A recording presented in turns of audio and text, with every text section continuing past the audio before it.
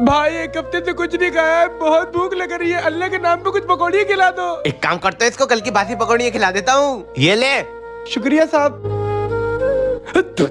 साहब इसमें से तो बहुत ही बुरी आ रही है, ये कब की पकौड़ियाँ हैं? साले तुझे क्या फ्री में गरम गरम पकौड़ियाँ खिलाऊंगा क्या? हट फकीर, कहीं खिलाऊं तुझे अल्लाह के नाम पे। हट। ठीक है साहब, जा रहा हूँ। भाई एक प्लेट पकौड़ी दे देना। भाई आपको याद है आज से 6 महीने पहले मैं आपसे अल्लाह के नाम पे पकौड़ी मांगने आया था?